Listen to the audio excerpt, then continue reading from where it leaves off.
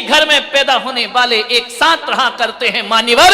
ना जाने जिंदगी में ऐसा कौन सा खून आ जाता है जो एक खून को दो करने का प्रयास करता है। ध्यान रखिए, एक खून आ जाता है दूसरे घर का, ध्यान रखना, वो आके एक घर के खून को बांट दिया करते हैं। मुझे क्षमा करें, बात सच है, गलत नहीं है, छोटी है लेकिन सच है। ऐसा क्या जीवन में घट गया तुम्हारे? कल तक तो ये हाल था कि चार भाई एक थाली में भी खा लेते थे। अरे जिस बाप ने इस घर को चार बेटियों को पाल पोस करके विवाह करके विदा कर दिया, उस समय वह घर छोटा नहीं लगा। एक बहू क्या आती है, वो कहती है कि मकान छोटा है। ध्यान रखना, जहां चार चार बेटियां पल गई, जहां चार चार बेटे पल गए, उनके लिए मकान छोटा नहीं लगा। एक क्या शहजादी आ जाती है, उसे मकान छोटा लगता है। ध्यान रखिए मान्यवर, एक परिवार की चर्चा कर रहा हूं मैं, ध्यान रखना। एक खून ऐसा आ जाता है हमारे घर में जो हमारे खून को बांट देता है। भाई भाई के खून तो एक ही हुआ करते हैं, एक पराया खून आता है।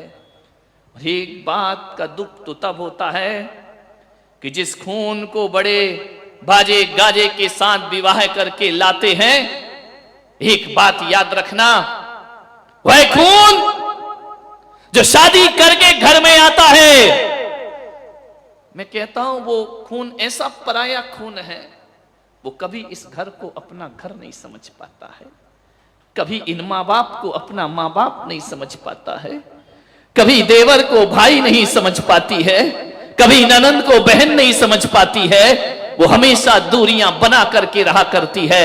एक बात याद रखना, यदि इस घर को अपना घर मान लिया होता तो आज ये दशा घरों की होने वाली नहीं थी।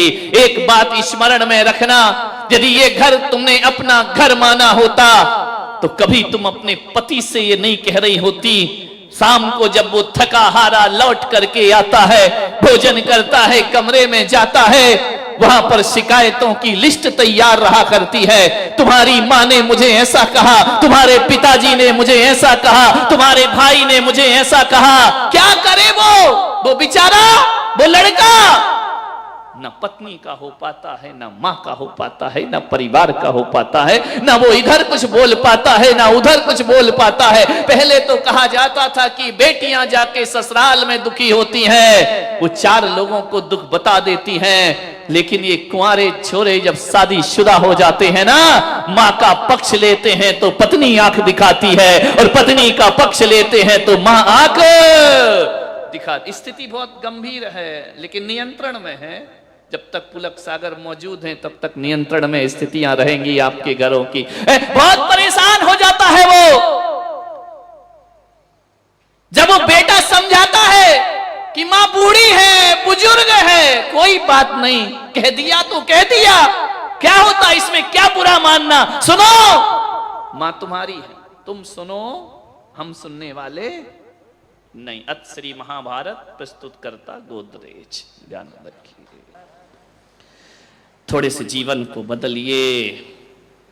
हर बात वो पति से ही कहेगी और ये उसका हक है। ध्यान रखिए, समझने को तैयार क्यों नहीं होते हो? उसकी जिंदगी का मजिस्ट्रेट कौन है, उसके जिंदगी का जज कौन है? पति के लिए ही वह शादी करके आती है। ध्यान रखिए मान्यवर, मां की पीड़ा यह होने लगती है कि अब बेटे पर बहू का कब्जा होने लगा है। दर्द केवल इतना है कि बेटा हाथ से गया, बेटा क्या करे बेचारा। अब शादी के बाद भी तुम्हारे साथ शॉपिंग करने जाए क्या? शादी के बाद भी तुम्हारे साथ पिक्चर देखने को जाएगा? शादी के बाद अरे एक आध बार चला भी जाएगा। कभी तो उसको अपनी पर्सनल लाइफ जीने दो। ध्यान रखिए मान्यवर, लोग कहते हैं कि बहुएं परेशान है, जहां तक मेरा अनुभव है बेटे बहुत परेशान हैं।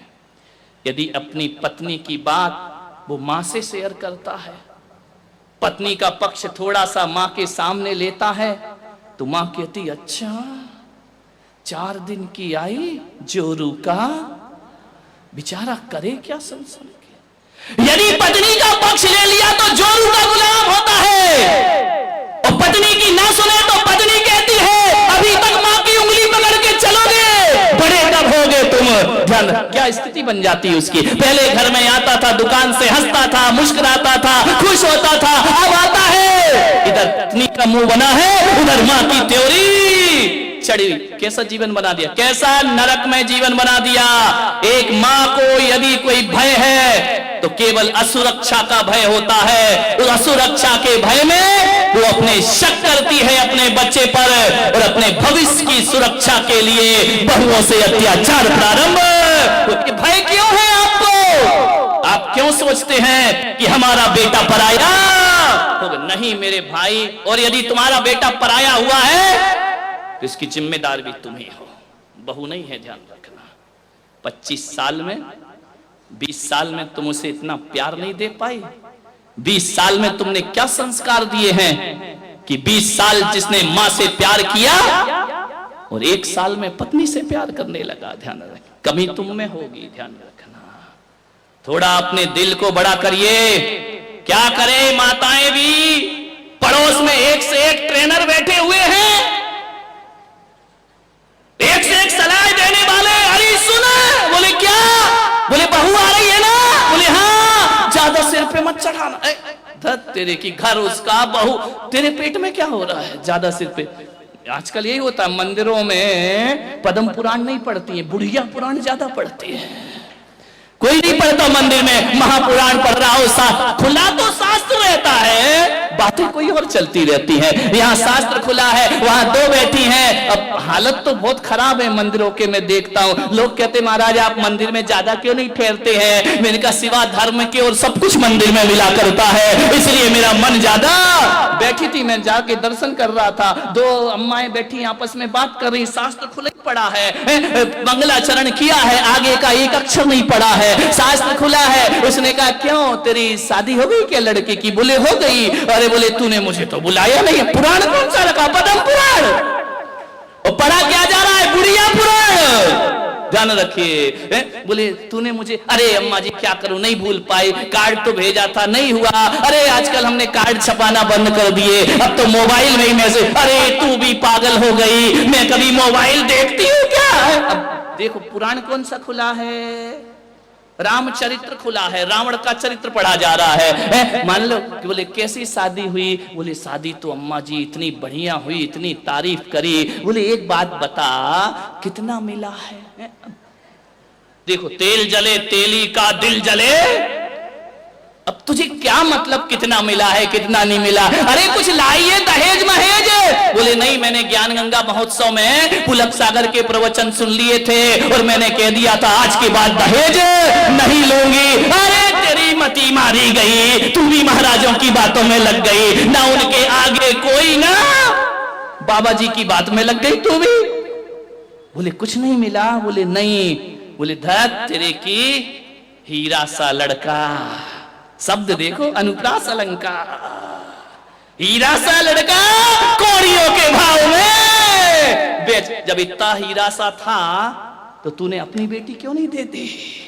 ध्यान रखा, मत फूको किसी के घर, ऐसी ट्रेनिंग मिलती है, कान भर दिए जाते हैं और एक हंसता खिलखिलाता घर बिखेर दिया जाता है। ध्यान रखिए, महिलाओं से मेरा निवेदन है, मंदिरों में बैठकर केवल धर्म की बातें होना चाहिए, मंदिरों में बैठकर धर्म कथा होना चाहिए। इसकी बहू नहीं आई, उसका बेटा नहीं, आदमी भी कौन से कम है, ये भी कोई दूध के धुले नहीं है। ध्यान रखना, इनसे यदि पूछ लो कि वेदी पे कौन कौन से भगवान है तो नाम नहीं मालूम होगा, पूछ लो कि किस भगवान का कौन सा चिन्ह है तो तुम्हें नहीं मालूम, लेकिन ये मालूम है कौन की बहू आ रही है और कौन की बहू नहीं आ रही है। कल नहीं आई, आज नहीं आई, कहां गई? धत तेरे की, क्या देखने जाते हो मंदिर में? मंदिरों को अपवित्र मत करिए मेरे भाई, किसी भी सास के कानों में ऐसी गंदगी मत डालो।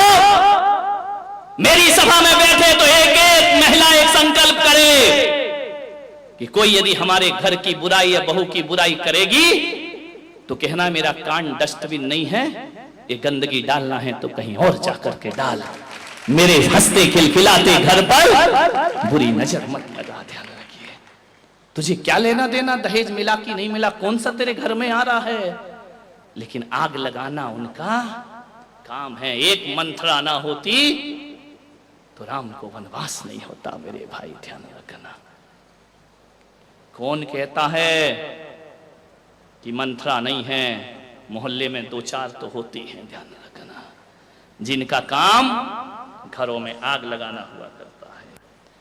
मान्यवर, मैं आपसे निवेदन कर रहा हूं, मेरे कहने का मतलब ये नहीं है कि हर बहू अच्छी होती है। कभी कभी ज्यादा स्वतंत्रता का भी नाजायज फायदा उठाया जाता है, लेकिन किसी एक को देख करके सब बहुओं को गलत कहना, ये हमारी नासमझी हुआ करती है। ध्यान रखना।